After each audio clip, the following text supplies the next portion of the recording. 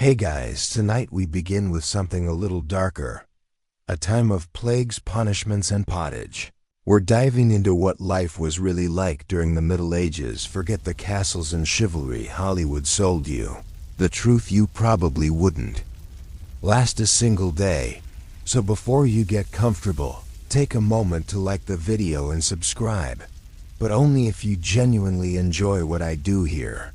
And let me know in the comments where you're tuning in from and what time it is for you. It's always fascinating to see who's joining us from around the world. Now dim the lights, maybe turn out a fan for that soft background hum. And let's ease into tonight's journey together.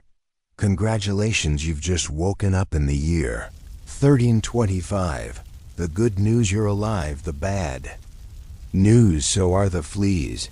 Your bed is a half-rotted straw mattress stuffed with bugs and hay that smells like a barn floor because it was a barn floor 3 months ago. There's no memory foam, no pillows, and definitely no Egyptian cotton sheets. Just a wool blanket that hasn't been washed since last winter and now weighs roughly as much as a small cow from the accumulated grime. You blink awake as the church bell clangs in the distance.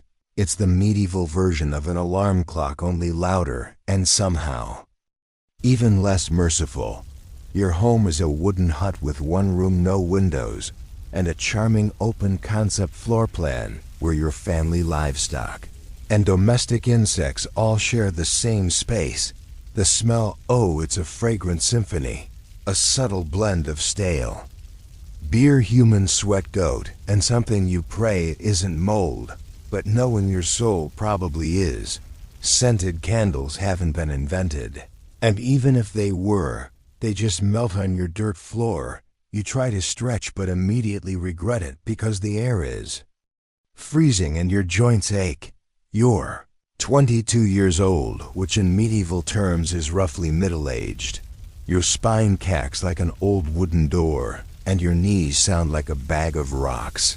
Being shaken by a confused peasant, getting out of bed is a gamble.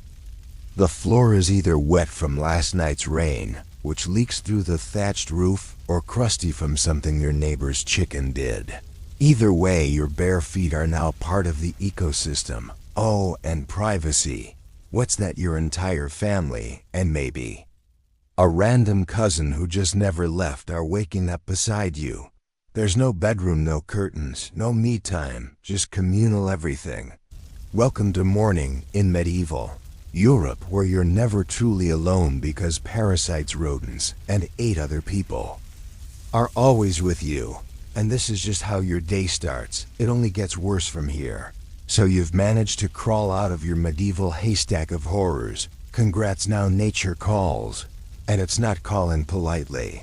It's screaming. Here's the part where you start missing the modern bathroom. There's no toilet, no seat, no toilet paper, no flush, not even a mildly resentful plunger in the corner. In the 14th century, relieving yourself is an adventure, a social experiment, and often a small public event. If you're a peasant, your bathroom is likely a wooden bucket behind the house, which is already full because Uncle Wolf Stan had a rough night after eating bad turnips. The smell is biblical. You hold your breath, do your business. And then here's the kicker. Toss it into the street. Yes, the street. You're supposed to shout something like gargaloo before dumping it out the window. That's old French for watch out below. Although frankly no one ever moved fast enough. Streets in medieval towns are open sewers, a charming river of human waste, animal droppings, and mystery liquids you'd rather not examine.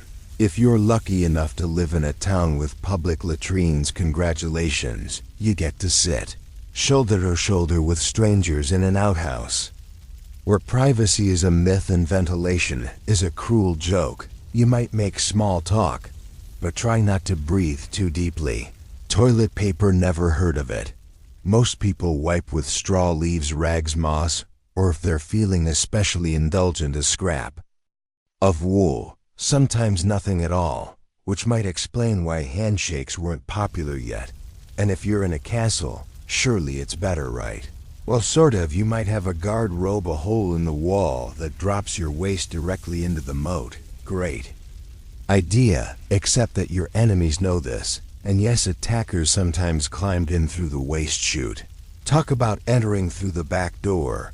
So whether you're a farmer or a baron, medieval toileting is a humiliation ritual. It's cold, it's public, it's dangerous, and it's never not disgusting. One slip on a wet stone path, and you're face first in humanity's leftovers. And you still haven't brushed your teeth, but we'll get to that next. You survived the toilet. You deserve a reward, right? Maybe a nice breakfast, something warm, delicious, comforting. Sorry, this is medieval Europe. Nothing is comforting here. Breakfast, if you can call it, that is a grim affair. There are no eggs Benedict, no coffee machine sputtering awake, and certainly no avocado toast. You sit down or squat near the fire to a wooden bowl of something that looks like it was scraped off a muddy boot. Welcome to your daily ration of pottage. Pottage is a thick, gloopy stew made of whatever you can find: grains, root vegetables. Maybe a few beans if you're lucky. It's been simmering in the same pot for days. Sometimes weeks, and new ingredients are just dumped on top of the old ones. It's less of a recipe and more of an ongoing edible experiment. On the side, a hunk of bread. So hard it could deflect arrows. It's made from coarse rye or barley. Flour often bulked up with sawdust, ground up acorns, or other creative ingredients, because wheat is a rich man's fantasy. This loaf is not your friend. You don't slice it, you negotiate with it. What about drinks? You're not sipping orange juice or an oat milk latte.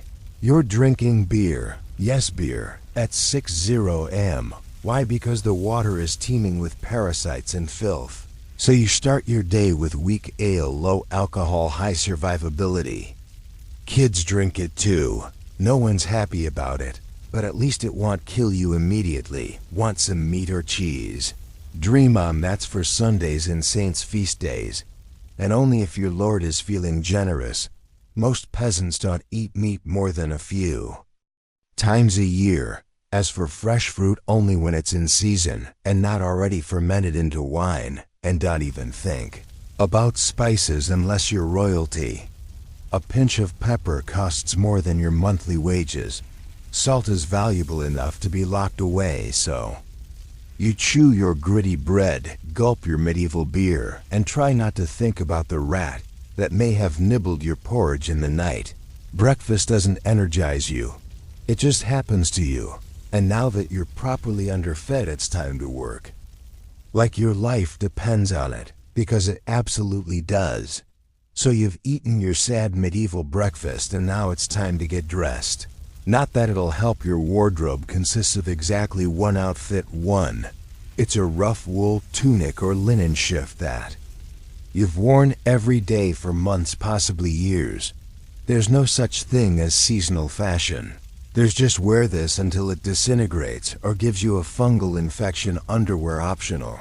If you're lucky, maybe a linen under tunic. If you're not, well, you're going commando under layers of scratchy, sweaty wool, all lovingly stitched together by someone who probably had no idea what a seam was supposed to look like. There's also no washing machine, no soap, and absolutely no dry cleaner in sight. So your clothes are stained stiff and scented like a compost pile that's been left to marinate in a pigsty. Even if you wanted to wash them, it's not easy. You'd have to haul water from a river or well, heat it over a fire, scrub your tunic on a board with ashes or lye, and hang it in the sun, which is out approximately 3 days a year. And don't get me started on shoes. If you own any, they're made of untreated leather, barely stitched together, and offer as much arch support as a banana peel. Most peasants just go barefoot through mud, through medieval landmines, aka sharp rocks and disease puddles. All this means one thing: your skin hates you. You itch constantly. Fleas, lice, and bedbugs live rent-free on your body. Everyone has them. Nobles, lousy monks, itchy children walking insect farms. no one escapes. You'll be scratching your armpit with a wooden spoon while chatting with the local priest, and no one will even bat an eye. Your skin is raw from rubbing your scalp a battlefield of bites. And if you develop a rash, well, too bad. There's no dermatologist, no hydrocortisone, no one to tell you it's probably scabies. You just keep on suffering. And if you're lucky enough to not get an infection, great. That rash will simply accompany you for the next 6 months like an unwanted medieval sidekick. Now that you're dressed in misery and wrapped in discomfort, it's time to head outside and start working yourself to death. Now that you're fully dressed in itches and damp wool, it's time to flash that morning smile, except you don't. Because in the Middle Ages, smiling is a dangerous game, not emotionally deadly. There's no toothbrush, no toothpaste, no mouthwash, no floss. The concept of oral hygiene is about as popular as bathing, which is to say not very. Some people might chew on a twig or rinse with wine or vinegar, but for the most part your teeth are on their own and they're not doing well. By the time you hit your mid-20s, your smile looks like something pulled from a haunted crypt. Cavities are rampant, gums are swollen, and those aren't just food stains on your teeth. That's decay. You have more rot in your mouth than a medieval root cellar. Sugar, while not yet everywhere, is becoming more common among the rich, imported at great cost, mostly used in small cakes or to show off wealth. If you're a noble, congratulations, you get to rot your teeth faster than the peasants. If you're poor, you'll do it slowly over time with fermented bread, gritty porridge, and years of hard chewing. Toothaches, get used to them. They're like medieval weather, always there in the background. The kind of pain that makes you consider praying, drinking, or pulling the tooth out yourself with a pair of pliers. And that's not joke. That was the actual treatment. Dentists didn't really exist, but barber surgeons did. Yes, the same guy who cuts your hair is also pulling your mers out by candlelight with an iron hook and zero anesthesia. Infected tooth. Hope you like fevers. Because without antibiotics, it can easily turn into sepsis and kill you from a toothache. That's right. The same thing that sends us to a pharmacy today could be your funeral in the 1300s. And there's no relief on the social front either. Kissing good luck. Halitosis, bad breath is everywhere. If you're single, you're not judged by your smile. You're judged by your land and your livestock. In short, your mouth is a battlefield, and it's losing the war. Now that your teeth are throbbing, let's head outside. Because your real job, the one that will break your back, is just getting started. Time to head to work. Except there's no office, no desk, no coffee break, and no chance of promotion. Your job, if you're like 90% of the population, is simple. Don't die while laboring for someone else's comfort. You're a peasant, congratulations. That means you work the land that belongs to a lord who probably doesn't remember your name. You rise with the sun and stop only when it disappears behind the trees. Your tools, a wooden hoe, a rusty sickle, and whatever bones are still intact in your body. There's no weekend. There's no clocking out. There's only sunrise to sunset 6 days a week, Sundays off. But only if you're not harvesting, fighting off raiders, or praying feverishly for your infected toe to stop turning black. The work is brutal. Fields are plowed by hand or with oxen. If you're rich enough to afford one, you dig ditches, sow seeds, pull weeds, and carry water until your spine begins to resemble the letter S. No one cares if you're tired. No one's asking how your mental health is doing. If you're a woman, surprise, you don't just do field work. You also care for children. Clean, cook, spin wool, feed animals, and pretend your husband's lice infestation isn't slowly migrating to your side of the bed. Children, they start helping out around age 5. No school, no toys, just a tiny wooden rake and a dream of one day not dying of the flu. And if you're one of the few who isn't a farmer, maybe you're a blacksmith, a tanner, or a cooper. Great. You still work with fire chemicals or animal guts all day in poorly ventilated sheds. The pay basically survival. The perks occasional bleeding, break a bone too bad. Get a fever, drink some warm beer, and keep going. You can't afford to stop, not even for a day, because if you don't work, you don't eat. And if you don't eat well, medieval Europe has a solution for that. It's called being replaced, so you grip your shovel, ignore the blisters, and keep digging, because in the Middle Ages, your job isn't a career, it's a slow-motion endurance test. Now that your back is on fire from laboring in the fields, let's talk about the weather. Because in the Middle Ages, temperature is less about seasons and more about ongoing punishment from the sky. Let's start with winter. There's no insulation, no central heating, and no weathering. Just wooden walls with gaps you could throw a chicken through. Your windows covered with cloth, not glass. The fire in the hearth, nice in theory, but you don't have enough firewood to keep it going, because wood is expensive and gathering it from the forest is sometimes illegal. Yes, you can be executed for picking up the wrong stick from the wrong forest. You bundle up in your one damp wool tunic, huddle near the dying embers, and still wake up with your nose frozen, your feet permanently cold, often damp.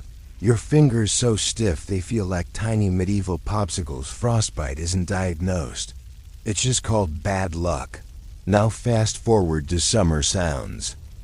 Better right, wrong. In summer your home turns into a clay oven. There's no fan, no cross breeze, and absolutely no deodorant.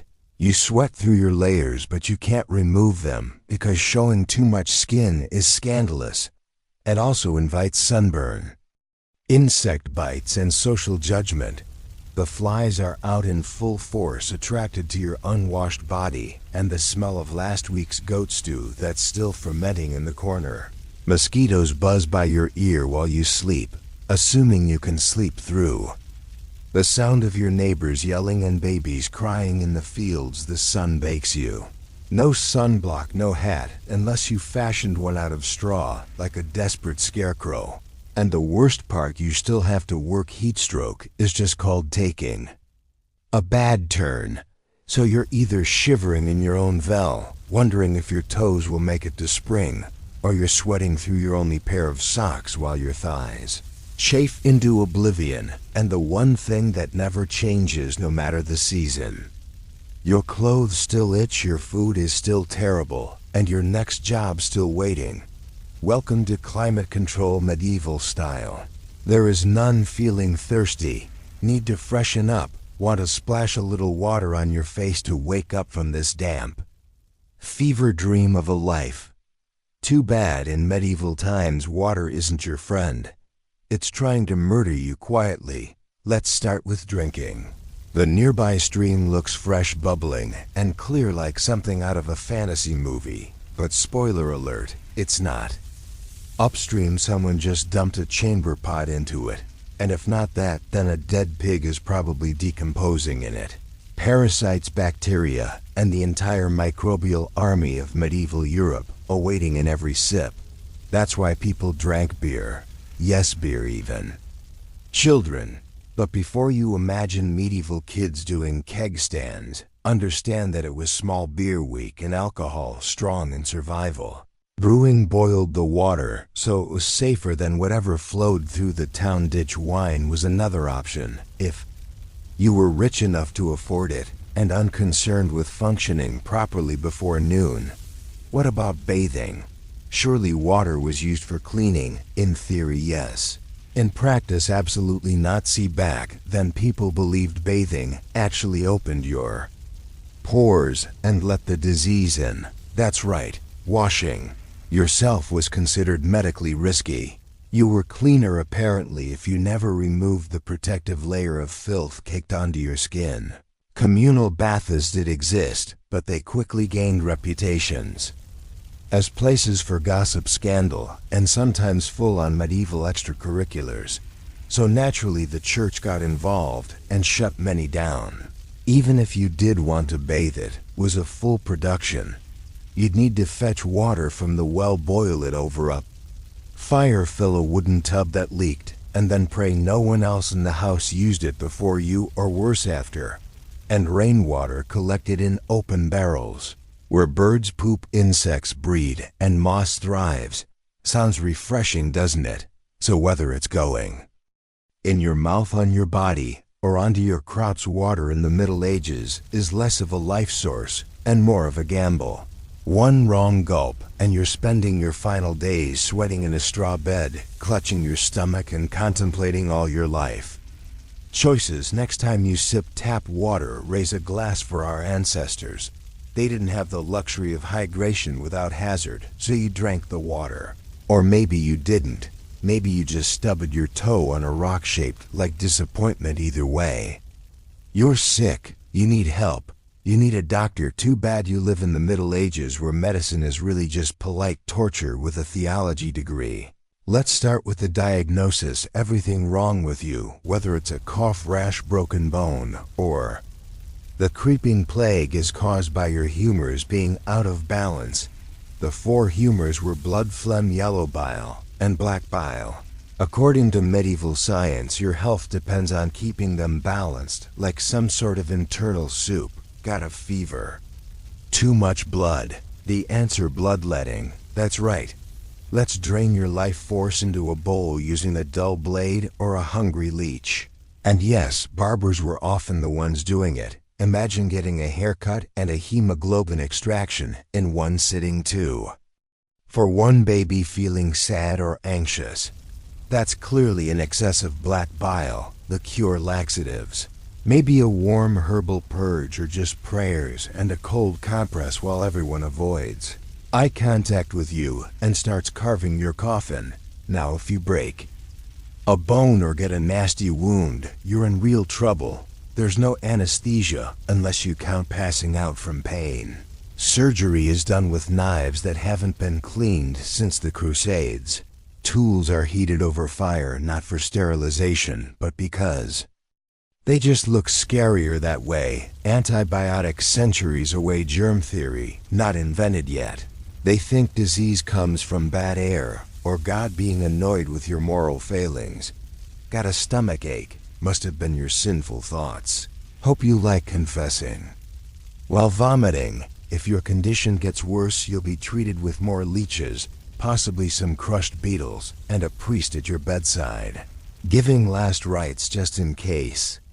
At this point, they're preparing for the cure known as death. And if by some miracle you recover, everyone just assumes God took pity on you.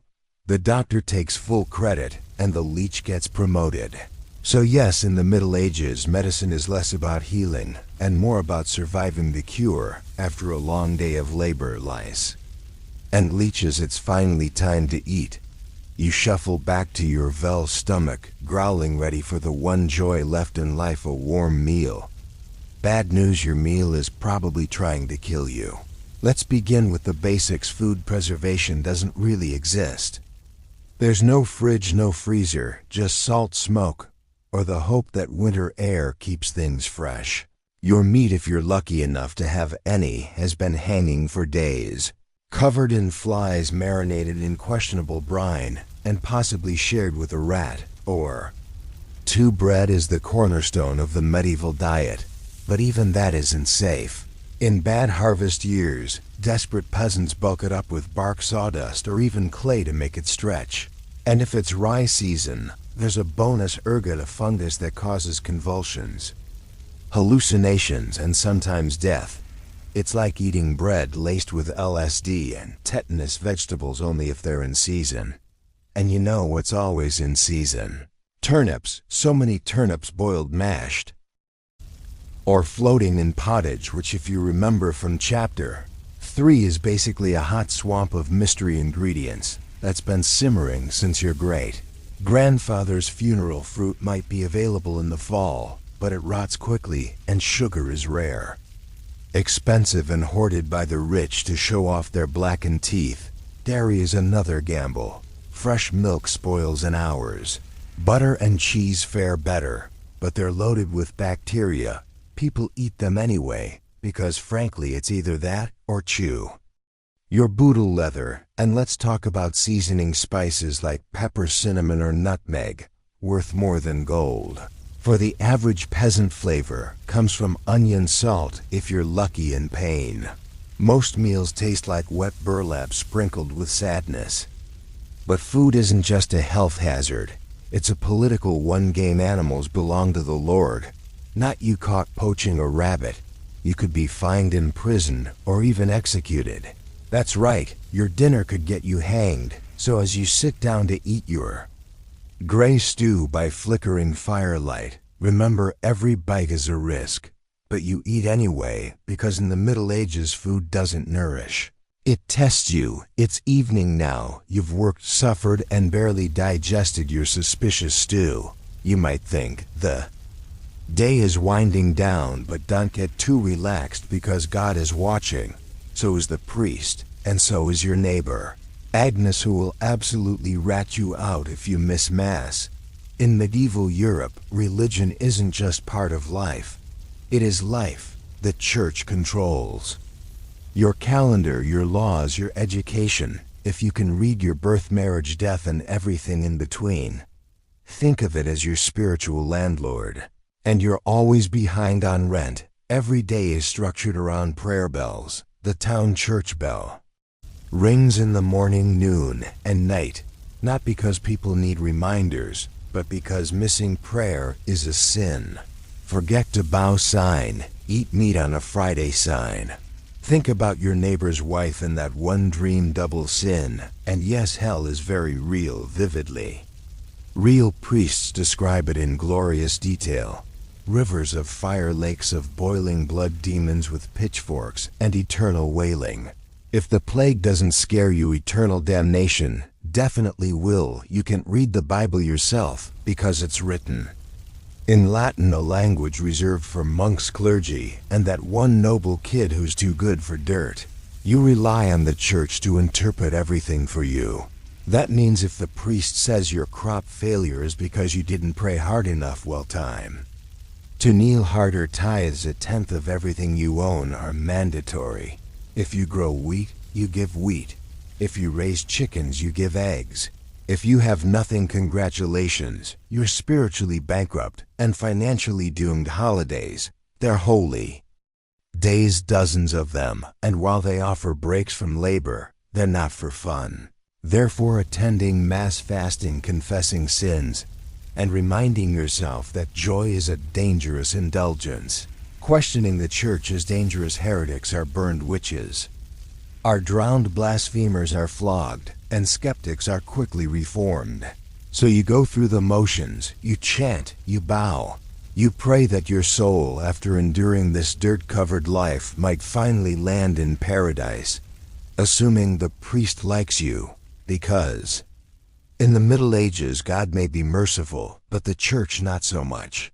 If you thought being a medieval peasant was rough, try doing it as a woman. All the filth, famine, and fear, plus childbirth, subservience, and social invisibility.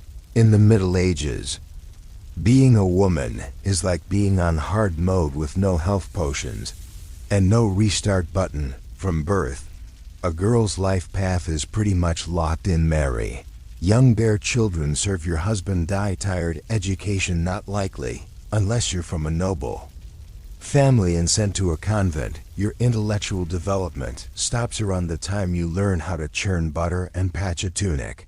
Marriage happens early, really early. It's not weird to be betrothed at 12 and pregnant by 14. It's not about love. About land, livestock, and alliances. Your opinion not required. Once married, you're basically your husband's property. Your job is to produce heirs. Feed everyone, keep the house running, and not complain. Because complaining might get you branded a nag.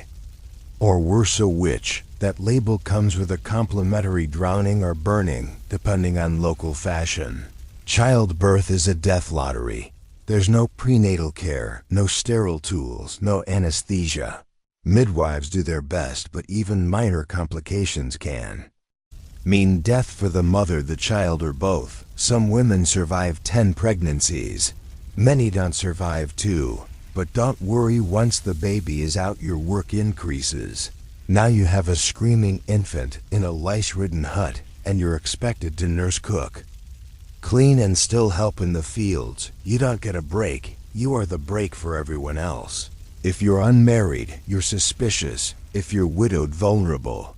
If you're outspoken, dangerous. Women who didn't conform were often accused of witchcraft, especially if they had herbal knowledge, a strong personality, or just looked at someone funny on a rainy Tuesday. Even in the church, your role is limited. Nuns lived under strict rules.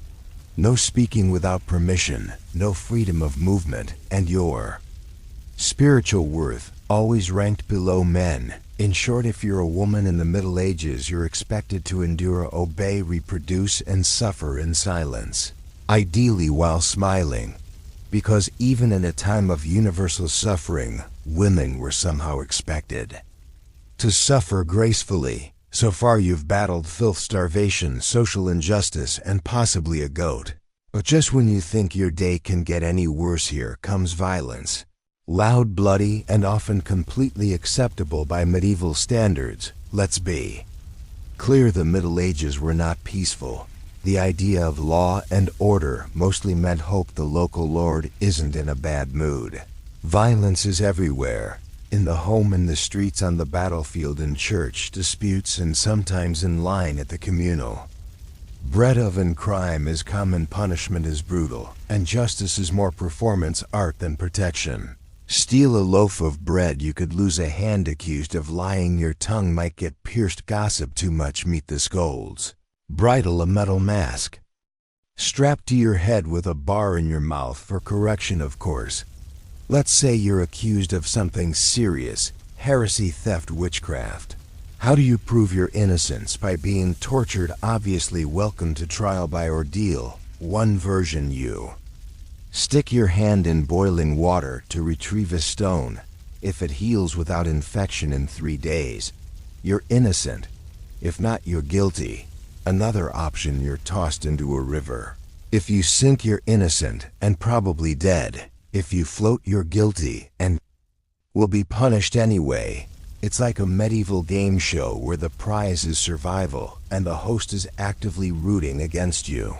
And if you're sentenced to death, that's a public event. Executions are performed in front of cheering crowds. Hangings, beheadings, burnings. Sometimes people bring snacks. It's the medieval equivalent of cable TV. Domestic violence completely normal. Husbands were allowed, even expected, to discipline their wives and children. Street fights commonplace. You could be beaten just for looking the wrong way at a noble's horse. And war always simmering. Local feuds, territorial disputes, religious crusades. Someone's always marching off to stab someone else in the name of honor, God, or boredom. Violence isn't a breakdown of society.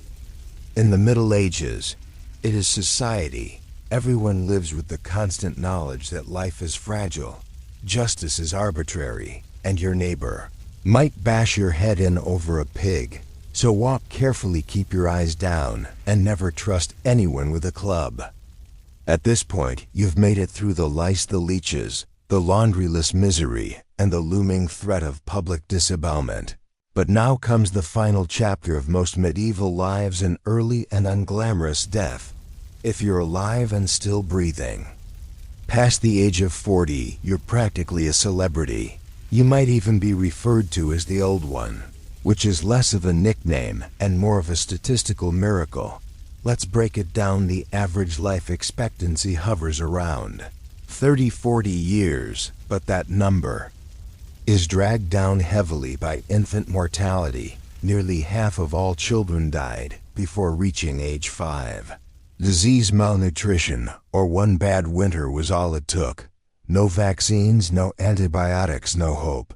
If you survived childhood, you entered adulthood already exhausted. Work began as soon as you could walk upright, and by 25 your joints creaked like a monastery door. You might be missing several teeth, a finger, and most of your original optimism. Women faced a particularly deadly gauntlet: childbirth. It was one of the leading causes of death for medieval women. No pain relief, no medical intervention, just prayer, hot water, and someone holding your hand while you bled out on a straw-stuffed cot. For men, the dangers were different, but equally relentless. Farming accidents, infections from minor wounds, a neighbor's drunken rage, a crusade gone sideways.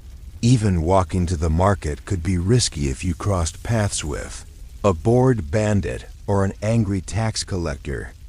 That also come quietly from the plague which turned cities into cemeteries overnight, or from famine which could last entire seasons, thinning out entire villages, or from bad luck like eating spoiled grain and spending your final hours hallucinating and screaming at the walls. And funerals, you were lucky if you got one. Bodies were often buried quickly to avoid disease. No embalming, no polished coffins, just a hole, a few murmured prayers, and a shallow mound of earth, if there was enough space left in the churchyard. So, yes, in medieval times life was brutal, short, and constantly under siege by death in all its casual forms. You didn't retire, you just stopped showing up. And speaking of exits, let's move on to your final chapter. The medieval dream dies. So how's your day been? You've woken up in filth, relieved yourself into a bucket, brushed your teeth with wishful thinking, nearly passed out from hunger, worked until your spine cried for mercy, scratched your way through itchy wool, prayed to not get plague,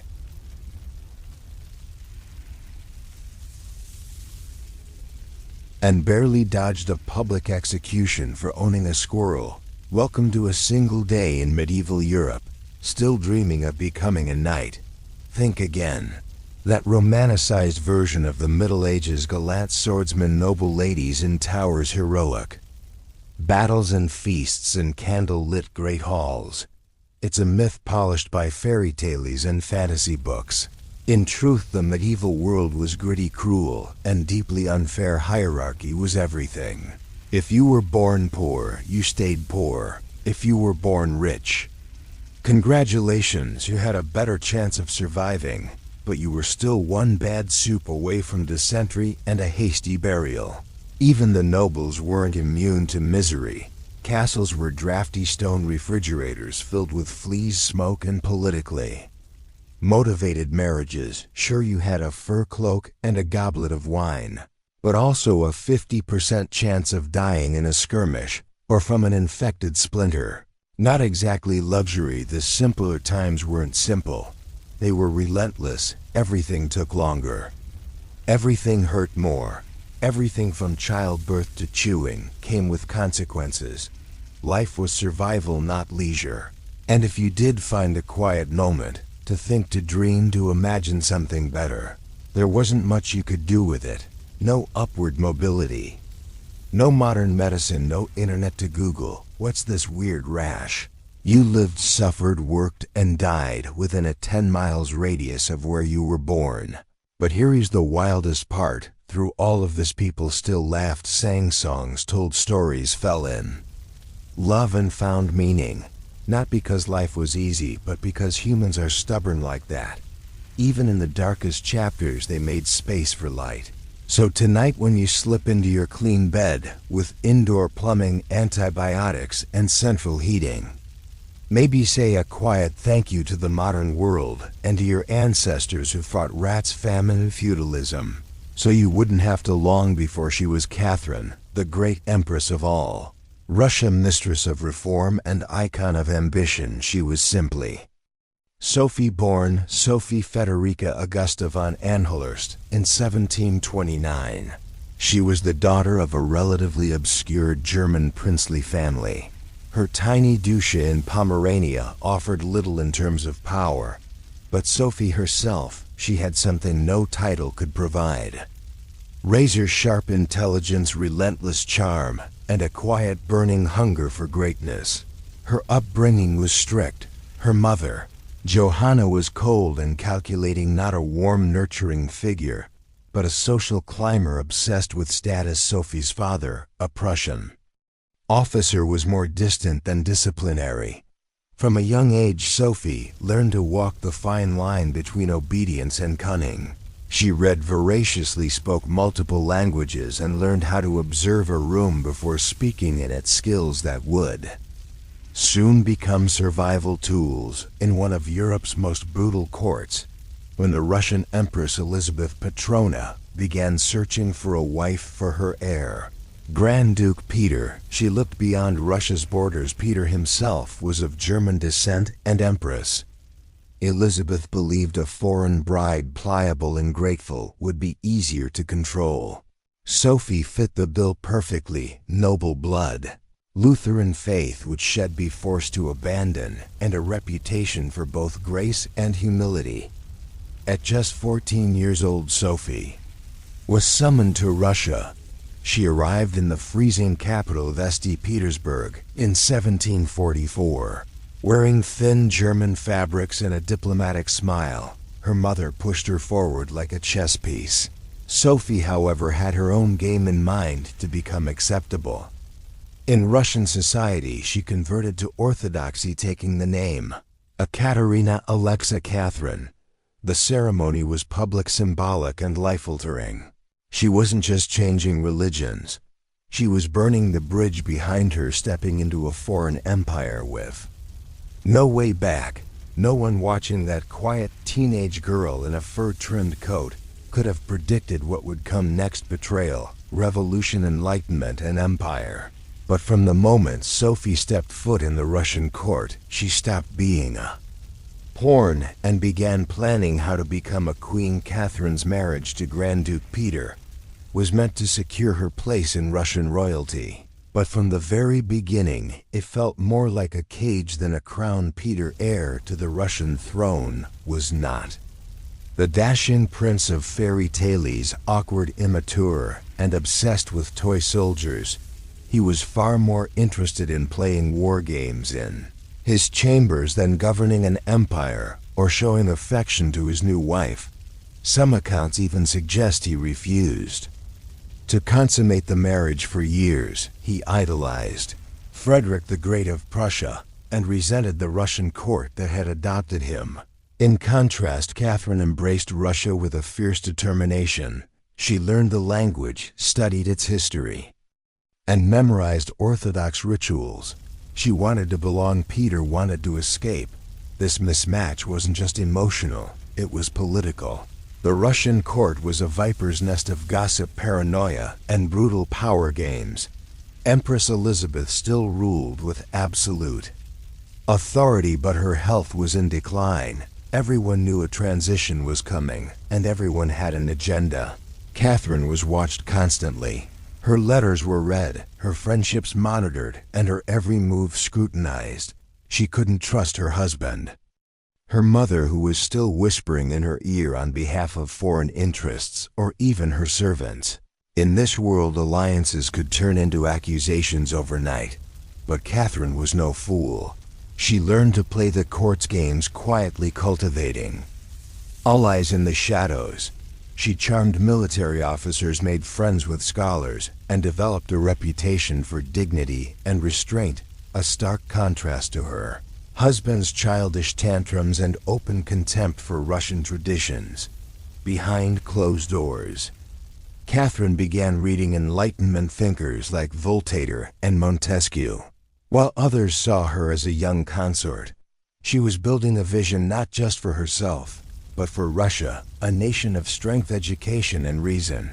But there was one problem. The longer Peter lived, the longer Catherine remained in limbo, a powerless wife to a man unfit to rule. So she waited, observed, and planned. She knew the Russian throne wouldn't be inherited. It would have to be taken. In 1762, after nearly 2 decades of waiting, watching, and quietly maneuvering, Catherine saw her moment and seized it with breathtaking precision. Empress Elizabeth had died, and Peter III was finally Tsar. But his reign began unraveling almost immediately. In just a few short months, Peter alienated the church, offended the nobility, insulted the army, and lavished praise on Prussia, Russia's longtime enemy, he reversed key policies, humiliated the clergy, and talked openly about divorcing Catherine to marry his mistress. The court, already wary of his erratic behavior, turned cold. The army, filled with generals loyal to Catherine, grumbled in corridors. Even ordinary Russians, devout and patriotic, saw Peter as a foreign puppet who mocked their traditions. Catherine, watching all of this unfold, made her move in July of that same year while Peter was away at his summer palace. Catherine launched a bloodless coup, supported by key military officers including her lover, Gregory Olaf, and his influential brothers. She rode through St. Petersburg in full regalia, was proclaimed Empress Catherine II, and won the allegiance of the powerful imperial guard. Peter, caught off guard and without allies, surrendered within days. He was taken into custody and shortly after found dead under mysterious circumstances. Officially, it was reported as a hemorrhoidal colic. Unofficially, it was murder. Catherine was now empress, not by birth, not by marriage, but by will, wit, and audacity. It was unprecedented. A foreign-born woman with no legitimate claim had taken the Russian throne without a single battle. But her real challenge was just beginning. She had to transform that bold grab for power into a lasting legacy. Would Russia accept her? Would the nobility respect her? Could she hold the empire together without falling victim to the same fate as her husband? Catherine understood that power gained through intrigue could be lost just as easily. She needed to rule not as a schemer, but as a visionary. And so began her transformation from a careful conspirator to a reforming empress, one who would redraw borders, embrace the Enlightenment, and redefine what it meant to be a woman in power. Once Catherine had the crown, she could have rested on her power, but she didn't. She had something bigger in mind than simply sitting on a throne. She wanted to transform Russia, and not just militarily or politically, but intellectually. While Peter had worshipped Frederick the Great and toy soldiers, Catherine idolized Voltaire, Diderot, and the bold thinkers of the Enlightenment. She believed in reason, progress, education, and the role of a monarch as a servant of the people, even if she herself ruled with absolute authority. Catherine didn't just read Enlightenment philosophy, she lived it. She corresponded directly with Voltaire for over 15 years, flattering him while defending her autocracy. She invited Diderot to her court and even purchased his entire library to support him financially behind closed doors. Pored over legal texts, debated reforms, and crafted policies to modernize the empire. Her early reign was filled with efforts to codify Russian law. She formed the Legislative Commission in 1767, an ambitious project intended to rewrite the entire legal code of Russia. Catherine's own Nakasis, or instruction, was a political manifesto in disguise, one that spoke of equality before the law, the dangers of torture, and the responsibility of rulers to serve the common good. For an empress in 18th century Russia was radical, but Enlightenment ideals had to survive the realities of Russia, a vast, feudal, deeply conservative land, ruled by nobles who liked their serfs exactly where they were beneath them. Catherine knew this. While she advocated reform, she moved carefully. She abolished some forms of torture, expanded access to secular education, and built schools and libraries. But she also reaffirmed the nobility's control over their serfs.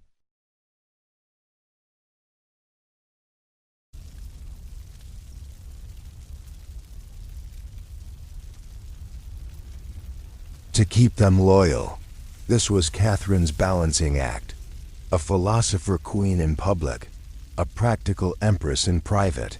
She walked a tightrope between ideology and survival, between the shining salons of Paris and the gritty politics of Moscow. Her vision for Russia was bold, but always calculated in many ways. Catherine wasn't trying to make Russia European. She was trying to make Russia modern on her terms. And that meant reform, yes, but with an iron hand and a velvet glove. Catherine wasn't content with reforming Russia from within. She wanted to expand it outward, to make it an empire worthy of fear, admiration, and envy.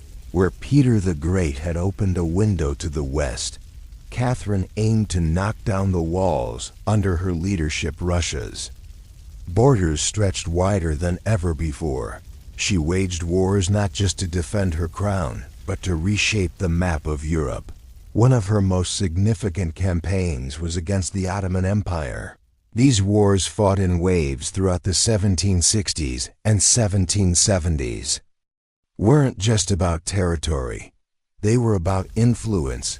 Catherine saw herself as the liberator of Orthodox Christians living under Muslim rule, and as the rightful protector of Eastern Europe, under generals like Alexander Suvorov and Gregory Pamkin.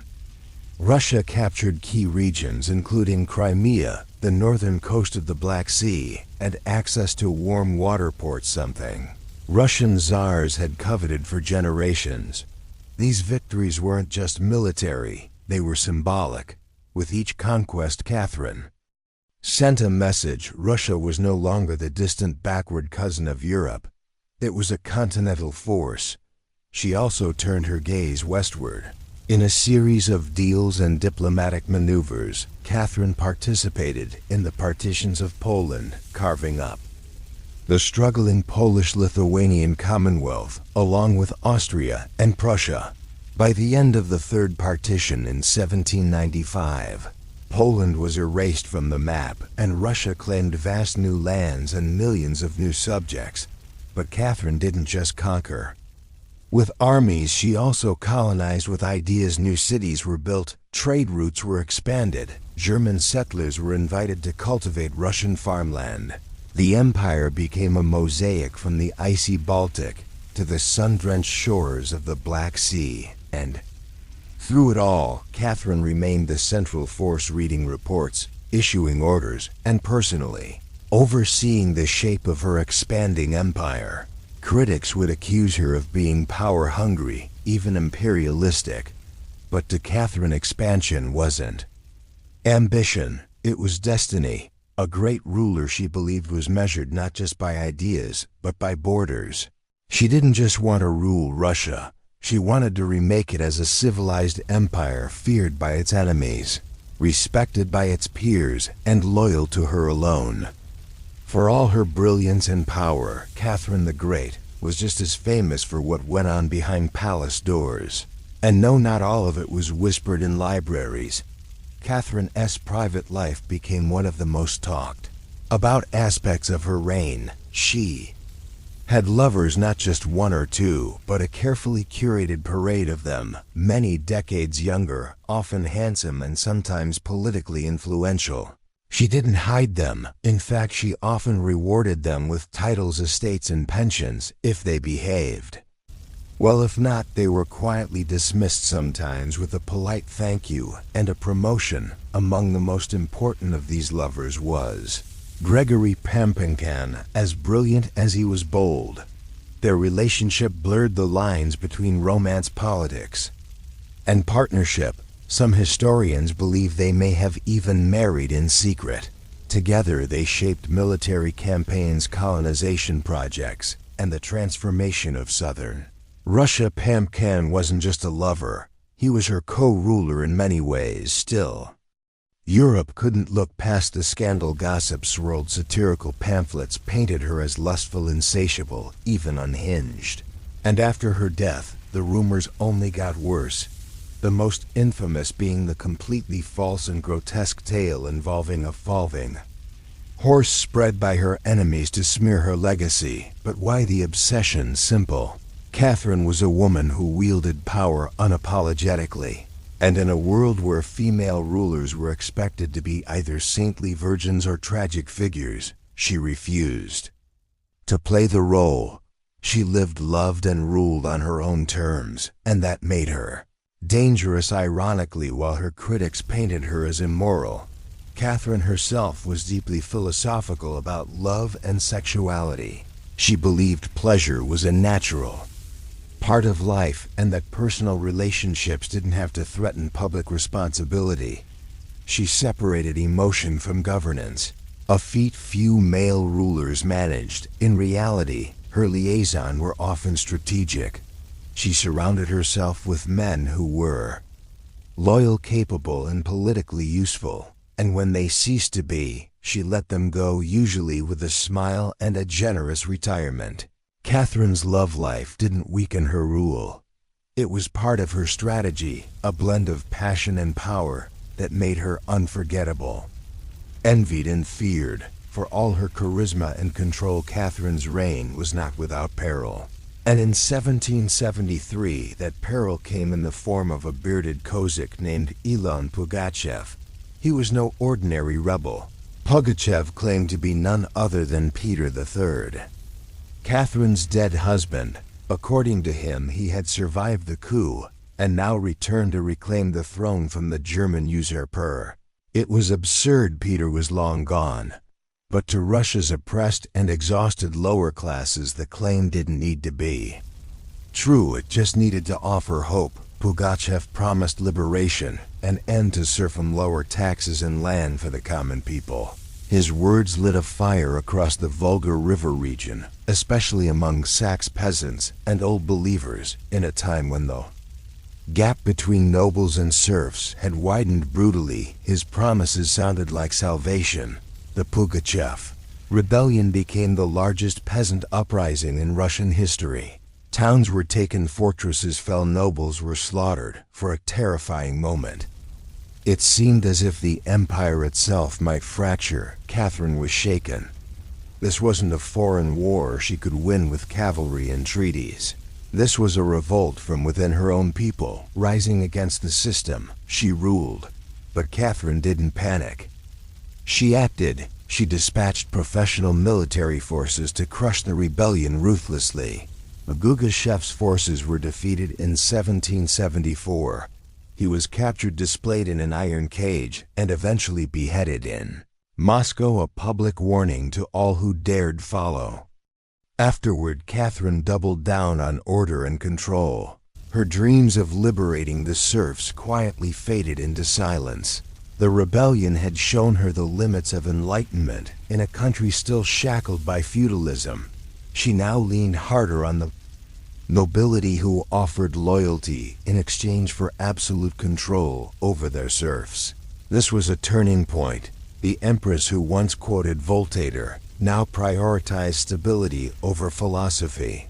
Reform became cautious, surveillance increased, rebellion, even whispered, was to be stomped out before it had breath. Pugachev may have lost his head, but he left behind a warning that haunted Catherine. That power built on inequality could only hold so long before the storm came crashing through. By the time Catherine the Great approached the final years of her life, she had ruled Russia for over 3 decades, longer than any female ruler in Russian history. From the moment she seized power, she had defied expectations, reshaped her empire, and redefined what a woman and a monarch could be. Under Catherine's reign, Russia became a true European powerhouse. Its territory expanded by over 200,000 square miles, swallowing Crimea, parts of Poland, and stretches of the Black Sea coast. These weren't just military wins, they were strategic pivots, securing warm water ports and reshaping trade. But her legacy wasn't only drawn on maps. Catherine left a cultural mark as well. She helped found the Hermitage Museum, amassed one of the greatest art collections in Europe, and corresponded with the greatest minds of the Enlightenment. Her court became a center of sophistication, art, and intellectual ambition. In a country often viewed as backward by Western Europeans, Catherine put Russia firmly on the cultural map. She modernized education, founding schools for girls, and promoted the printing of books. She introduced smallpox inoculation to Russia, even publicly receiving the vaccine herself, an act of scientific bravery in her time. Yet her reign was also one of contradictions. While she admired Enlightenment ideals, she never freed the serfs. In fact, she extended serfdom deeper into Russia's territories. Her reforms, while impressive, remained mostly top-down, designed to polish the empire without truly transforming its foundations. Still, Catherine's rule brought stability and ambition. She understood that power was not inherited. It was crafted, managed, and constantly defended. She ruled not by divine right, but by force of will, political brilliance, and relentless calculation. She was called many things: a user, a tyrant, a reformer, a seductress. But above all, she was effective. When she died in 1796, Russia was wealthier, larger, and more formidable than it had been in centuries. She left behind a throne secure, an empire expanded, and a legend that would endure for centuries. Catherine didn't just reign. She ruled with intellect, strategy, and an unapologetic grip on history. And in doing so, she became more than an empress. She became a myth. For all her power, expansion, and enduring legacy, Catherine the Great was still at her core. A woman navigating a man's world and reshaping it in her image. Behind the imperial portraits and state decrees was someone deeply aware of how precarious her position was. She was not born Russian. She came to the throne through a coup. She ruled an empire that didn't want a woman in charge, and yet she not only endured, she thrived. Catherine was never content to be ornamental. She constantly wrote endlessly and never stopped learning. Her daily schedule was intense hours of reading reports, corresponding with foreign powers, editing state papers, and managing a court filled with rival factions. She wasn't content to simply sit on the throne. She worked the throne like a stateswoman born to it. She was also in many ways lonely.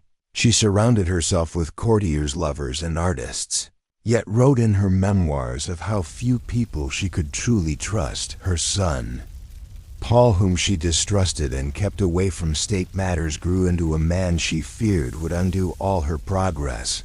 Her greatest emotional partnership with Gregory Pan faded into deep friendship, but his death in 1791 left a wound that never truly healed. Catherine crafted her image carefully. She understood the power of narrative and wielded it better than most monarchs of her age. She posed as Mother of Russia, enlightened monarch, warrior, empress, and lover of the arts. But beneath those roles was a woman who had endured rejection, betrayal, scandal, and rebellion, and kept going. When she died in 1796, she left behind an empire transformed, but also questions. Could she have done more to end serfdom? Were her Enlightenment ideals compromised by politics? Was she more reformer or ruler? History remembers her by the title she never gave herself, the Great. It wasn't because she was flawless or kind or just. It was because she took power and wielded it on her own terms in a time and place where women weren't supposed to have any. She didn't just wear the crown. She rewrote what it meant to deserve one. In the humid depths of the Chiapas jungle in southern Mexico, the ruins of Palenque whisper stories from the ancient Maya world. Towering temples rise above the canopy, their limestone faces eroded by time, but still brimming with secrets. And in 1994, one of those secrets revealed itself. A team of Mexican archaeologists led by Fanny Lopez Jimenez was surveying Temple 3, a relatively modest pyramid next to the more famous Temple of the Inscriptions, the burial site of the mighty King PL the Great. Temple the throne wasn't expected to hold much until they noticed something odd. A sealed hidden chamber beneath the structure. No looters had touched it. It was pristine. When the archaeologists broke through and lowered themselves inside, they found a stone sarcophagus. Resting in silence, the air was heavy with the weight of centuries. As they opened the lid, red dust rose like smoke, brilliant, shocking red. The interior was covered in powdered cinnabar, a toxic mercury sulfide used ceremonially by the Mir. And lying within that crimson cloud was the skeleton of a woman. She'd been buried with care and reverence. Her bones were fragile but intact, her skull still wearing a jade mask, and her body surrounded by honorary offerings, necklaces, diadems, ear spools, all crafted from jade and shell. Everything about the burial screamed royalty, yet no name was inscribed, no glyphs identified her. It was one of the richest female burials ever found in Mesoamerica, and yet it was a total enigma. Why was she buried in red powder? Who was she? Was she a queen, a priestess, or perhaps even Pal's wife? The researchers called her the Red Queen, and the name stuck. But even with modern forensics, they couldn't say for sure who she was, only that she had lived around the 7th century during the golden age of Palenque. Unlike most Maya tombs, hers had been hidden untouched and purposefully isolated. Her burial wasn't just ceremonial, it was spiritual. This woman wasn't meant to be remembered with words. She was meant to be remembered through ritual, through color, and through the mystery. She left behind the most haunting feature of the Red Queen's tomb wasn't her jade jewelry or the silence of the sealed chamber. It was the red dust. A thick layer of powdered cinnabar covered everything. The sarcophagus, the walls, her bones, even the offerings around her. It clung like blood to stone. To the Maya, this was no accident. Cinnabar, made from crushed mercury sulfide, was one of the most sacred and dangerous substances in the ancient world. Its vibrant red color wasn't just visually striking. It symbolized blood rebirth and the life force that connected the human and divine realms. Red was sacred. It was the color of sunrise, of sacrifice, of life emerging from death. And it wasn't just symbolic, it was spiritual. Covering the dead in cinnabar was a ritual meant to transform the body, preserving it not for eternity, but for transition. In Maya belief, death wasn't the end. It was a passage, a crossing into another cosmic layer. And so the Red Queen, whoever she was being prepared not just for burial, but for deification. But there's another layer to this. Cinnabar is toxic.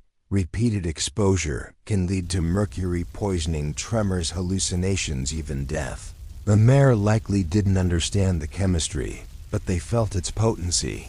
It was volatile, powerful, dangerous to bathe. The corpse in it was to declare this person was no ordinary mortal. In Palenque, very few were buried with cinnabar. Pal the Great, the mighty king whose pyramid dominates the site, was one. His body, like hers, was also saturated in the red powder. That detail alone drew speculation. Was the Red Queen his wife, his mother, or someone of equal divine status? Her skull had been placed on a layer of jaguar skin, another sacred symbol. Around her, bone needles, obsidian blades, and miniature jade figurines hinted at rituals performed either during her life or in her honor at death. Every part of her burial told a story without words, a story of power cloaked in secrecy. A woman prepared to cross into the underworld, not in silence, but in ceremony drenched in the color of sacrifice. Surrounding the Red Queen's crimson-drenched remains was a world of silence broken only by the gleam of jade shell and obsidian. These were not mere ornaments. They were offerings, each one carefully chosen to accompany her on the journey to the Maya afterlife, the Xibalba. At her sides were jade necklaces, heavy and cold, their polished surfaces still radiant after 300 years underground. Jade was not just beautiful, it was sacred. The Maya considered it a symbol of eternal life. It represented the green of maize, the vitality of the jungle, and the breath of the gods. Only the elite were buried with jade. For the Red Queen, it covered her chest, wrists, and ears, a clear sign that in life she wielded influence, perhaps even divine favor. One of the most haunting objects was the Jadiri mask placed delicately over her face. Unlike the golden death masks of Egypt, this one was subtle, constructed from dozens of tiny mosaic tiles arranged to mimic the contours of her skull. The mask served a ritual function to protect the soul, to preserve identity, and to present her as divine in the eyes of the gods. Scattered near her bones were bone needles, obsidian blades, and shell artifacts. These could have been tools of ritual or symbols of her status as priestess, healer, or royal matriarch. One bone pin was engraved, faint but purposeful, a small echo of her voice lost to time at her feet, and along the edges of the tomb were ceramic vessels still sealed, likely once filled with offerings, food, drink, or incense to sustain her spirit beyond death. The Maya believed the afterlife was a journey, dangerous, layered, filled with challenges. These items weren't luxuries, they were necessities to modernize the tomb. Feels intimate, not overloaded but intentional. There was no gold, no chariots, no pomp, just items chosen with spiritual weight. It was a map for the soul. Through these treasures we glimpse how the Maya understood death, not as finality, but as a transition of power. The Red Queen wasn't buried to be forgotten. She was being prepared to ascend. For all the grandeur of her tomb, the Red Queen left behind one haunting void. No name, no inscriptions adorned her sarcophagus. No glyphs on the walls identified her. She was clearly someone powerful, but who? From the moment her tomb was opened, scholars began trying to connect the dots. The most compelling theory that the Red Queen was Zakbu-Ar, the wife of Kinich-Jinab Pal, known today as Pal the Great. The most famous ruler of Palank, Zakbu-Aha, was more than just Pal's consort. She was born into nobility and married into Palank's royal dynasty at a young age.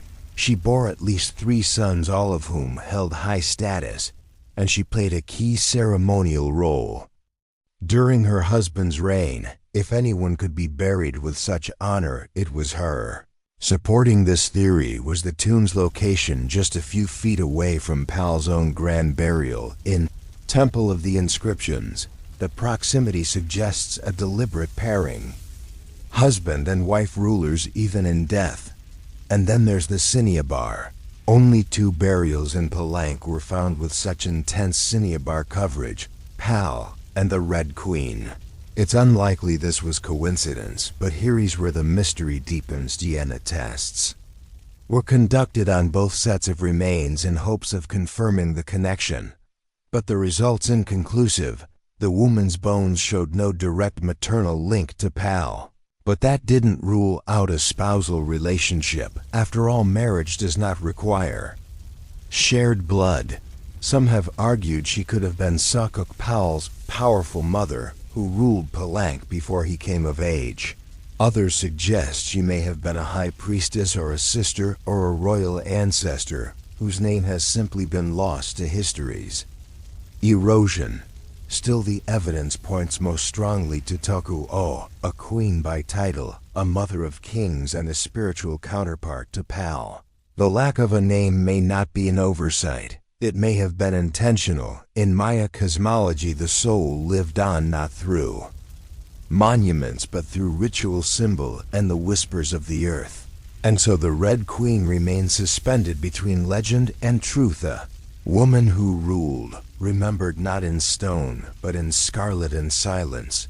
To understand the Red Queen, we must understand the world she came from, a world where Maya women, especially royal ones, held more influence than many realize. In Maya civilization, politics was often a family affair. Royal women weren't merely passive consorts. They were diplomats, priestesses, and power brokers. They conducted rituals, sponsored temples, and played crucial roles in maintaining dynastic legitimacy. Their bloodlines were a political capital, used to forge alliances and secure claims to the throne. Take Sakuk, for example, the mother of Pal the Great.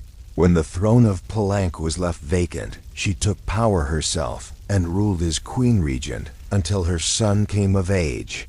She wasn't a placeholder, she was a ruler in her own right, issuing decrees and overseeing construction projects. Without her, Pal may never have risen at all. And she wasn't an anomaly across the Maya world. In places like Yakalan Nanjo and Kalakmul, inscriptions show women performing major ceremonies, engaging warfare, diplomacy, and sometimes ruling outright.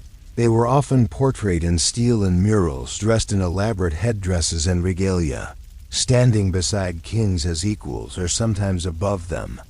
Their words were carved in glyphs, their names were remembered until they weren't. By the time Spanish conquistadors arrived centuries later, much of that memory had eroded. The colonial lens saw native women as silent figures in a male-dominated world, but the archaeology tells a different story, one of complex gender roles where power was negotiated, not simply inherited. This context casts the Red Queen in a new light. She may not have ruled in name, but her burial rich, sacred, and position beside Pal suggests she was a central pillar in the royal order. Her jade mask wasn't just decoration. It was a symbol of identity, of power held in life and protected in death. Her bloodline may have been the very glue that held Palanca's dynasty together. In Maya civilization, a queen wasn't just a queen. She was a keeper of sacred lineage, a voice in ceremony, and often the bridge between gods and men. The Red Queen may be nameless, but in her world, she was never voiceless. The Red Queen wasn't just buried with treasures. She was buried in architecture, rich with purpose, layered with Maya cosmology, ritual symbolism, and intentional design. Her tomb wasn't merely a grave, it was a gateway to eternity. Her body was discovered inside Temple Third, one of the smaller pyramids within the heart of Palanque. Yet its proximity to Temple of the Inscriptions, the resting place of Pal the Great, is telling. These temples weren't built randomly. Their positioning was sacred, guided by astrology, myth, and dynastic legacy. Temple the Thi rises modestly compared to its grand neighbor, but it hides something even more intimate. A sealed crypt untouched by letters, perfectly preserved. It was constructed deep within the temple's core, accessible only by a steep, narrow staircase. The descent into her tomb feels almost symbolic, a ritual journey downward into the underworld. The chamber itself is stark, made of cut stone, sealed tightly for over 130 years. No glyphs or murals cover the walls, no ornate carvings tell her story, but perhaps that silence is intentional. This was a space not for the living to interpret, but for the dead to transform. At the center, her sarcophagus sits like an altar crafted from limestone. It echoes the grand stone coffin of Pal next door, while Pal's lid is famously engraved with scenes of cosmic rebirth. The Red Queen's tomb is more subdued. The focus is inward, on the body, on the cinnabar, on the ritual of death itself. And yet there are subtle architectural cues that hint at meaning. The tomb is aligned east to west, a symbolic mirroring the sun's journey from life to death. The chamber is small but powerful. It feels deliberate, personal, a sacred enclosure for someone revered. Maya temples were cosmological tools, bridges between the heavens, the earth, and the underworld. To be buried in one was to be elevated beyond the human realm. The Red Queen's eternal home wasn't an afterthought. It was a carefully constructed shrine, a place where death became transformation. Her bones rest in stone, her essence in cinnabar, and her legacy in the architecture itself. A temple that speaks without words, telling us she mattered. To the ancient Maya, death wasn't the end. It was a threshold, a sacred passage into the underworld, known as Xibalba. And for someone like the Red Queen, this crossing was not only spiritual, it was political, cosmological, and deeply ritualized. Burial rituals were carefully choreographed events, rooted in myth and meant to guide the soul through the treacherous layers of the underworld. Maya texts and iconography tell us that Cibola was no peaceful afterlife. It was a maze of darkness, rivers of blood, trials, and gods of death. Only those properly buried, ritually prepared, and spiritually equipped could make the journey successfully. The Red Queen was buried wrapped in cinnabar, encased in stone, and surrounded by offerings. All signs of an elite burial, but there's more. The presence of bone needles and obsidian blades in her tomb hint at auto-sacrifice rituals, possibly symbolic. Tools representing rites she had performed in life, or that were reenacted at her burial to empower her spirit. Her airy mask, carefully assembled from jade tiles, was not simply decorative. It may have served as a spiritual vessel preserving her face and identity as she journeyed into the afterlife. In Maya belief, the face was a mirror of the soul, and the soul needed to be recognized by the gods. The ceramic vessels surrounding her may have once held chocolate maize water, or even pulque to nourish her in the next world. Other items like stingray spines or shell trumpets could have represented spiritual tools, calls to the gods, or tokens of ritual communication. Burial wasn't just a goodbye. It was a transformation. The Maya believed in cycles. Death as seed, burial as planting, and the afterlife as rebirth. Kings and queens were often seen as earthly incarnations of gods, and in death they returned to those divine origins. The Red Queen, covered in the color of blood, entombed in a pyramid, and honored with offerings, was being prepared for rebirth, not as a mortal, but as a being tied to the sacred order of the cosmos. Her burial wasn't the end of her story. It was the beginning of her legend, just a few steps away from the Red Queen's final resting place lies one of the most iconic tombs in Mesoamerica, that of Janab Pal, known simply as Pal the Great. His burial inside the Grand Temple of the Inscriptions is celebrated for its artistry, scale, and deeply spiritual symbolism. But what makes the Red Queen's tomb so extraordinary is not only what was inside, it's where it was found. Her sarcophagus was hidden within Temple 3, directly adjacent to Pal's monument, in a city like Palenque where every temple was carefully positioned to reflect cosmic principles. This closeness was no coincidence. It was intentional, a statement etched in stone. Many scholars believe the Red Queen was Esigu Io Pal's queen and trusted consort. While her tomb lacks inscriptions, the similarities between their burials are striking. Both wrapped in cinnabar, both entombed in pyramids, both buried with jade, and both treated with extreme reverence. These rituals mirror each other, as if two halves of a sacred narrative. Pal's lid famously depicts him falling into the underworld tree, a cosmic scene of death and rebirth. The Red Queen's simpler tomb contains no such iconography, but the symbolism lies in the pairing itself. If Pal represented the sun journeying through the underworld at night to rise again, then the Red Queen may have represented the moon, the feminine force that follows its own mysterious path in the sky.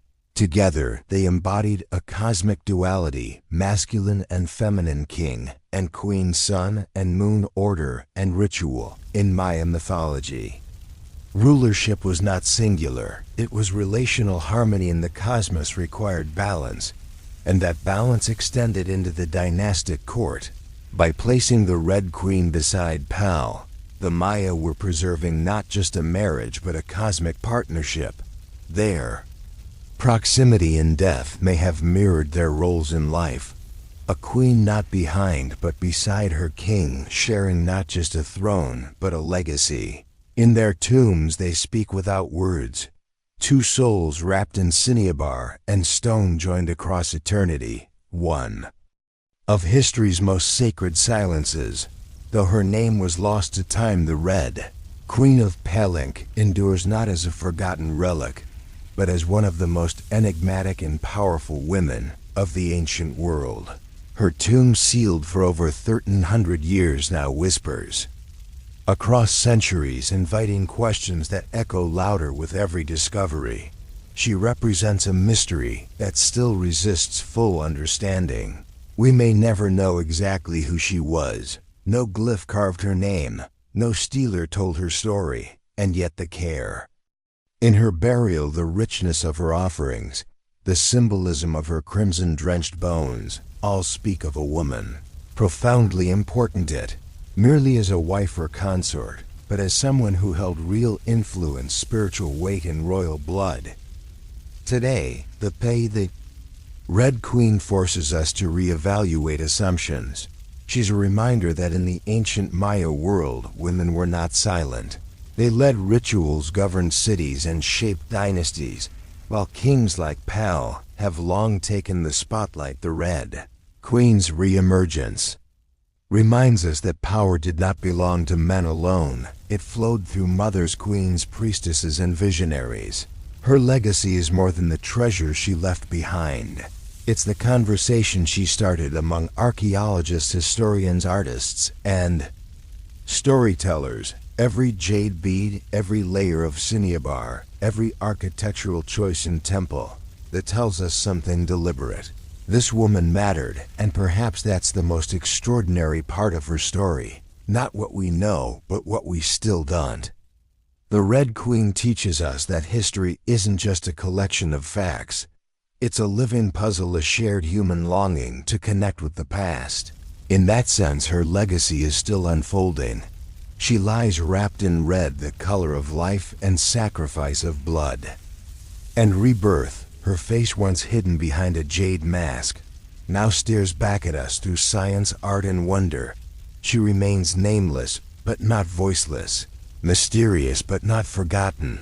The Red Queen may have ruled a kingdom in life, but in death she rules something greater, our imagination. Her tomb was sealed in stone. Her story was written in silence. And still somehow she speaks. Frida Kahlo was born on July 6, 1907, in the vibrant district of Coyoacán, then a village on the outskirts of Mexico City. Her childhood home, a casa azul, the blue house, was filled with color, contradiction, and quiet strength. It would later become a sanctuary, a battleground, and a museum to one of the most iconic artists of the 20th century. Frida was the third of four daughters, born to Guillermo Carlo, a German-Hungarian photographer, and Matilda Calderon, a devout Catholic of indigenous and Spanish descent. Her parents were opposites: Guillermo reserved and intellectual, Matilda religious and emotionally distant. Frida would inherit her father's introspection and artistic eye, but also her mother's fierce resilience. As a child, Frida was imaginative, outspoken, and bold. She read voraciously and asked questions most adults didn't want to answer. But at the age of 6, she contracted polio, which left her right leg thinner and weaker than the other. A physical difference she tried to mask with long skirts, but never allowed to limit her spirit. The illness left her bedridden for months and isolated from other children. During this time, she grew close to her father, who encouraged her to exercise, ride bicycles, and stay mentally sharp. Unlike most girls of her time, Frida didn't aspire to become a wife or a homemaker. Her goal to become a doctor. She enrolled in the prestigious National Preparatory School in Mexico City at age 15, one of only a handful of girls accepted. There she stood out, not just for her intelligence, but for her rebellious wit, radical thinking, and unique sense of style. She joined a group of young intellectuals, known as the Cachuchas, who debated philosophy, literature, and politics. Frida was drawn to revolution, to ideas that challenged tradition. But even in those early years, before the bus crash that would define her body, and before the fame that would define her legacy, Frida Kahlo was already painting herself into the world with sharp edges, unapologetic ideas, and an identity too big to fit inside anyone else's expectations. She wasn't just growing up in Koken. She was preparing to remake herself entirely on September 17, 1925. Frida Kahlo's life was split in two: the girl she had been and the woman she was forced to become. That afternoon she boarded a wooden bus with her boyfriend, Alejandro Gomez Arras, after school. They were laughing, teasing each other, and probably arguing. Frida never did anything halfway. But moments later the bus collided with a streetcar, and in an instant her future unraveled into pain, metal, and silence. The crash was horrific. The streetcar crushed the bus against a wall, splintering wood and flinging passengers. Frida was impaled by an iron handrail. It entered her left hip and exited through her pelvis. Her spinal column fractured in 3 places, her right leg shattered, her foot dislocated, her collarbone and ribs broke, her shoulder was dislocated, her abdomen was pierced. She was just 18 years old. A man covered her with a borrowed overcoat. Someone else noticed. Her body was sparkling not from blood, but from the gold powder she had been carrying in a pouch. It had exploded on impact, dusting her broken form in what looked like glittering ash. Frida was taken hospital and underwent numerous surgeries over the following months. She spent weeks in a body cast flat on her back, immobile, writhing with infection and uncertainty. The future she'd imagined of becoming a doctor slipped further away with every passing day. But in that stillness something began to stir. Her father gave her brushes. Her mother rigged a special easel to hang above her bed. A mirror was placed on the canopy so she could see herself. And there, lying in plaster and agony, Frida began to paint, first out of boredom, then out of obsession. Her first subjects were her own reflection, because she was all she had. But what emerged wasn't vanity, it was survival. The crash had broken her physically, but it had also opened a door into her own mind, her own body, and eventually into the surreal language of pain and identity that would define her art.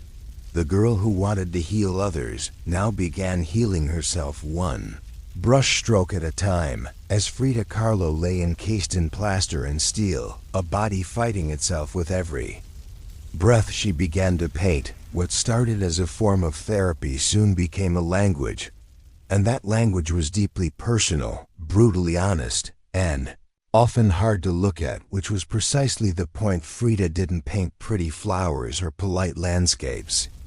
She painted pain, her pain physical, emotional, and existential. Her first subjects were self-portraits, not because she was vain, but because, as she famously said, "I paint myself because I'm so often alone, and because I am the subject I know best." Her early works were small in scale, painted on tin or wood panels inspired by Mexican Ridu's devotional paintings, meant to tell stories of suffering and miracles. Frida turned this tradition inward. Her body became the canvas, her emotions became the altar. She painted herself as split, as pierced, as bleeding. In one painting she is impaled by nails like a modern-day martyr. In another she floats in a barren landscape, tethered to a broken column, a metaphor for her shattered spine. She painted herself weeping, fractured, decapitated, and bare, but never passive, always watching. Her pain was not sanitized. She painted the ugliness of trauma with beauty, defiance, and even humor. Each piece was a reclamation of her body, her experience, and her identity as a woman in a world that often tried to define her. But Frida wasn't just telling her story. She was inventing a new kind of visual narrative, one that blended Mexican folk art, surrealism, medical illustration, and symbolism. Her paintings became dreamlike autopsies of her soul, framed in color, culture, and myth. By the time she recovered enough to walk again, albeit painfully, Frida was no longer the girl who had wanted to be a doctor. She was an artist, and her art was unlike anything anyone had seen. She had taken the worst thing that had ever happened to her and turned it into a source of creation. Frida Kahlo didn't just paint her pain.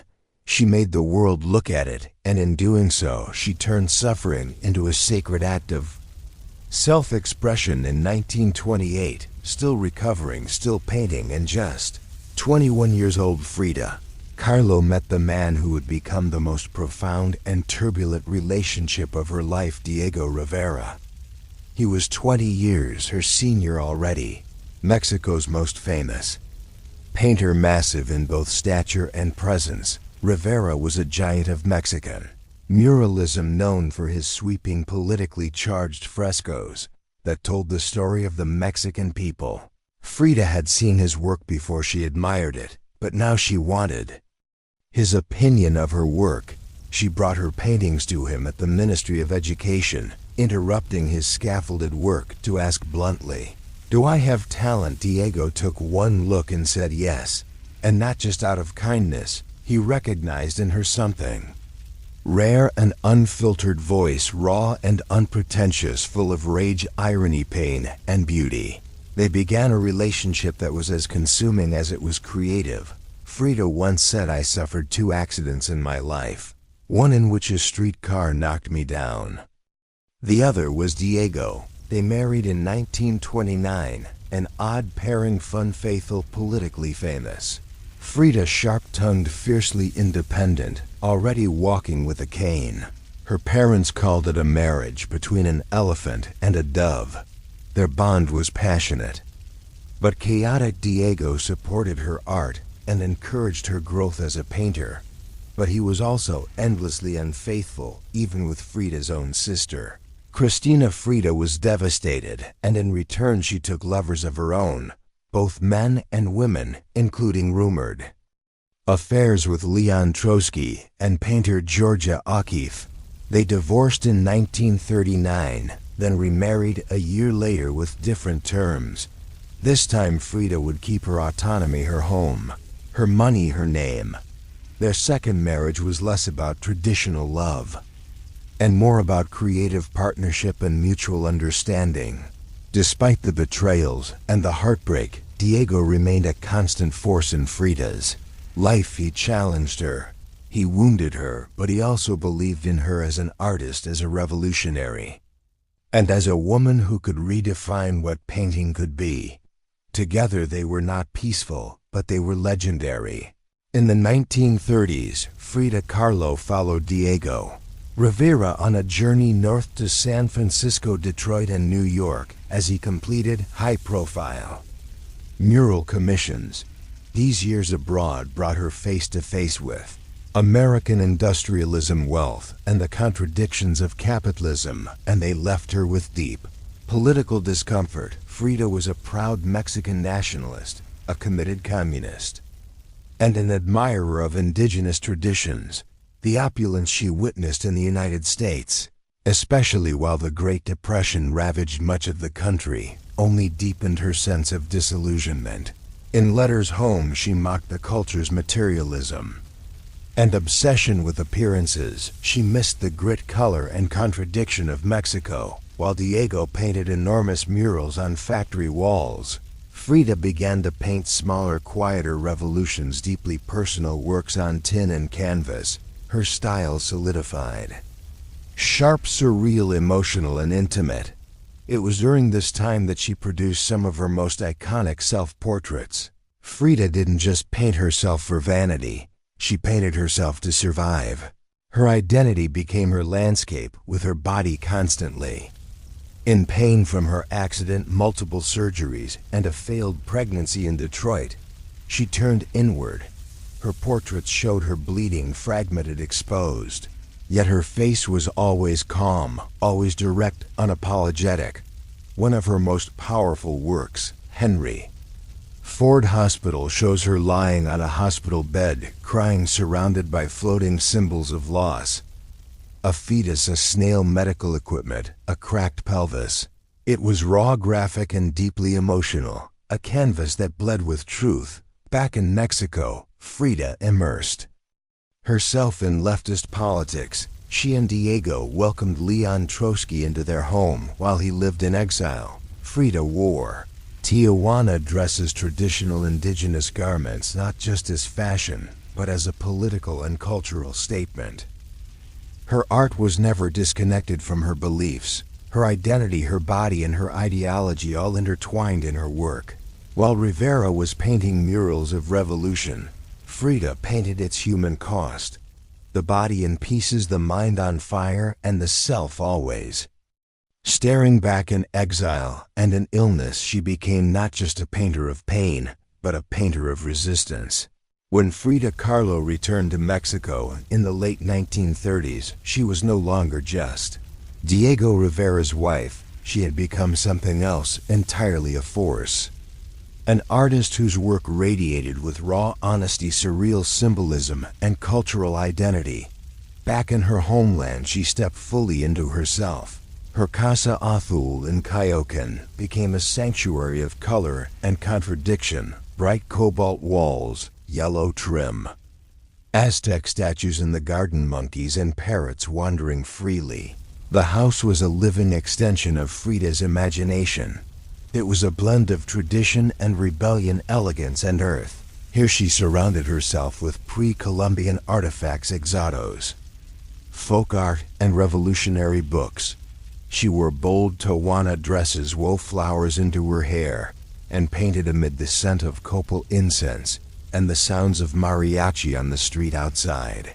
This period marked an explosion of creativity. Her paintings became more intricate, more symbolic, and more political. Works like the two Fridas revealed a divided self. One in European dress with a bleeding heart, the other in indigenous clothing, strong and composed. It was Frida's visual autobiography, a portrait of love, loss, and heritage. In 1939, she exhibited her work in Paris, where artists like Picasso, Breton, and Kandinsky praised her fiercely original style. But even among the surrealists, Frida stood apart. When André Breton tried to label her as one of their own, she pushed back. They thought I was a surrealist, she said. But I wasn't. I never painted dreams. I painted my own reality. She painted Mexico, not the romantic postcard version, but the living, breathing country she adored. Her work pulsed with symbolism, skeletons, hummingbirds, hearts, thorns, corn, and blood. She honored the indigenous roots of her homeland, while unmasking the violence of its past and present. But even as her artistic voice grew stronger, her health continued to decline. Multiple surgeries, infections, and chronic pain became daily realities. Still, she painted through it, propped up in bed, torso bound in corsets, fingers clenched around the brush. Frida had returned to Mexico, not to rest, but to reclaim her power through paint, through politics, and through her fearless embrace of the self. As the 1940s wore on, Frida Kahlo's body continued to betray her. Her spine was deteriorating. Her right leg was constantly infected. She underwent more than 30 surgeries in her lifetime, often in grueling succession. At times she was bedridden for months, encased in body casts or immobilized by traction devices that stretched her bones apart. But still she painted. Each canvas during these years became both a release and an act of resistance. Her works grew darker, more defiant. She painted with a clarity sharpened by pain, refusing to hide behind metaphor. In the broken column, she presents herself split down the middle, her body pierced with nails, a cracked ionic column replacing her spine. Yet her face is stoic, her gaze unflinching. Pain for Frida was no longer just a subject. It was her companion, her antagonist, her muse. Her political voice also grew louder. She joined the Mexican Communist Party, marched in demonstrations, wrote fiery letters, and called out imperialism and injustice. When her health no longer allowed her to walk, she appeared at protests in a wheelchair, defiantly holding signs and shouting slogans. In 1953, Frida was given her first solo exhibition in Mexico, a long overdue celebration of her art. But her health was so fragile, doctors told her she couldn't attend. So she did what only Frida would do. She arrived by ambulance, carried in on a stretcher, and placed in the center of the gallery on Her hospital bed, dressed in traditional finery surrounded by her own work, she greeted guests with tequila laughter and that fire still burning in her eyes. Her final paintings were both childlike and harrowing. In Marxism will give health to the sick, she painted herself wearing a steel corset, cradled by the hands of Marx, casting away symbols of oppression. Her last known work was a still life of sliced watermelons, one piece bearing the words "Viva la vida," long live life, even in the face of death. She remained defiant, joyful, and political. Frida Kahlo's last portraits weren't just self-portraits. They were acts of revolution painted in pain, but always signed with life. On July 13, 1954, at the age of 47, Frida Kahlo died in the same place she had been born, La Casa Azul, in Cayocan. The official cause was listed as a pulmonary embolism, but those closest to her whispered of something deeper. She had been ill, yes, but also exhausted by pain, by surgeries, by the long war with her own body. Just days before, she had attended a political protest against the CIA coup in Guatemala. Weak and wheelchair-bound, she insisted on going, her clenched fist raised in the air. Revolution remained her final heartbeat. Her last diary entry was brief but piercing. "I hope the exit is joyful, and I hope never to return." Frida's funeral was held at the Palacio de Bellas Artes, Mexico's most prestigious cultural institution. Her body, draped in the red flag of the Mexican Communist Party, was watched over by friends, family, artists, and revolutionaries. Diego Rivera was inconsolable. He called her the greatest love of his life, even as his betrayals had nearly broken her. But in the years that followed her death, something extraordinary happened. Frida Kahlo refused to disappear. At first, her name was whispered only in art circles.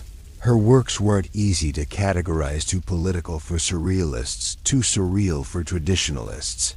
But slowly her image, her story, and her defiance began to resonate through the 1970s and 1980s as feminist scholars and activists reclaimed forgotten voices. Frida's became louder. She wasn't just a painter anymore.